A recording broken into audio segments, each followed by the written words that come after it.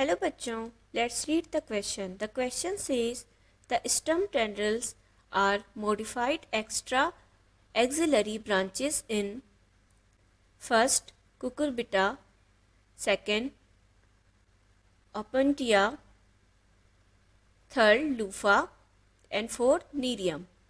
तो हमें यहाँ पर चूज द करेक्ट ऑप्शन, यहाँ से करेक्ट ऑप्शन चूज करने हैं. Option A only first, option B first and third, option C third and fourth, option D first second और थर्ड.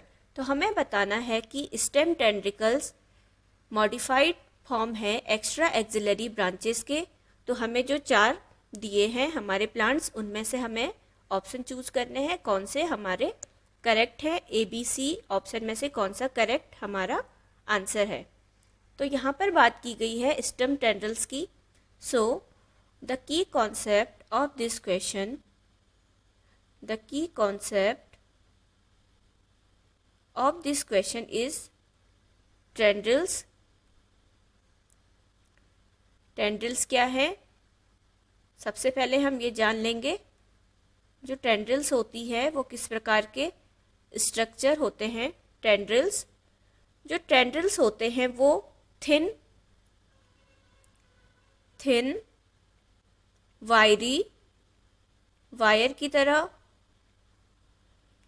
एंड कॉलाइड ये स्ट्रक्चर होते हैं जिनका मेन वर्क होता है किसी प्लांट में क्लाइंबिंग का वर्क होता है मेन.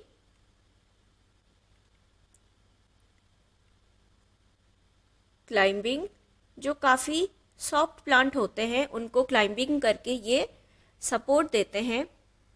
तो अगर हम बात करें, यहाँ पर पूछा गया है the stem tendrils are modified extra axillary branches. तो ये एक्स्ट्रा एक्सिलरी ब्रांचेस से कैसे बनते हैं, तो हम अगर इनके स्ट्रक्चर को देखते हैं, माना ये हमारा एक स्टेम है, ये स्टेम है और स्टेम से यहाँ से हमारी लीफ ग्रो हो रही है, यहाँ से हमारी एक लीफ ग्रो होती है. तो जो ये यहाँ पे आता है ये होता है हमारा एक्सिलरी पार्ट, एक्सिलरी बड ये होता है एक्सिलरी बड.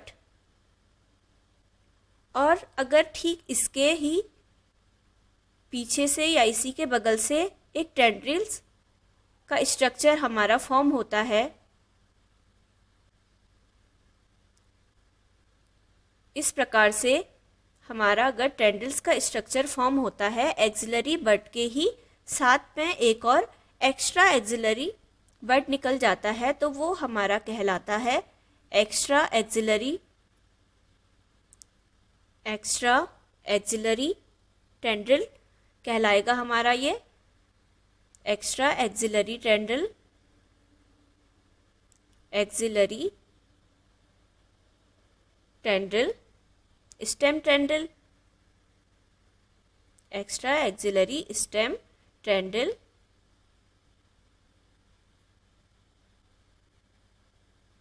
और अगर ये केवल बड से ही निकले, बड से ही इसकी फॉर्मेशन हो, माना ये स्टेम है, यहाँ से हमारी लीफ ग्रो कर रही है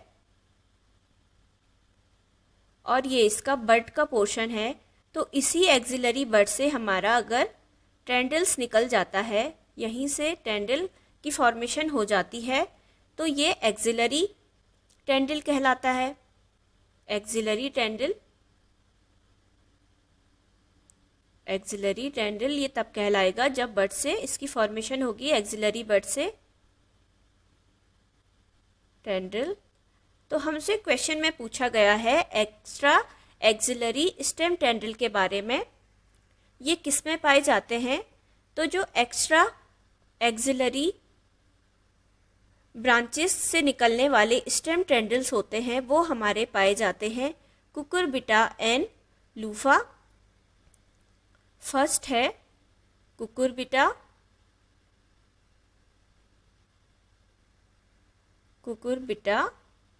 जो हमारा फर्स्ट है आंसर कुकुरबिटा एंड लूफा है हमारा थर्ड नंबर पे, लूफा। तो इन प्लांट्स में क्या पाए जाते हैं, एक्स्ट्रा एक्सिलरी ब्रांचेस में स्टेम टेंड्रिल्स फॉर्म्ड हो जाते हैं। तो अगर हम बात करें सेकेंड ऑप्शन की, ओपनटिया की अगर हम बात करते हैं तो यहाँ पर टेंट्रिकल्स अब्सेंट होते हैं, यहाँ पर फाइलोकेट पाए जाते हैं, फाइलोक्लेट्स पाए जाते हैं। और जो नीरियम है, नीरियम में भी क्या होते हैं, टेंड्रिल्स अब्सेंट होते हैं,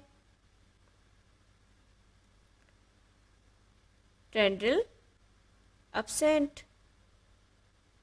यहाँ पर भी टेंड्रिल्स नहीं होंगे, तो इन दोनों में ही टेंड्रिल नहीं होंगे, तो ये हमारे गलत हो जाएंगे।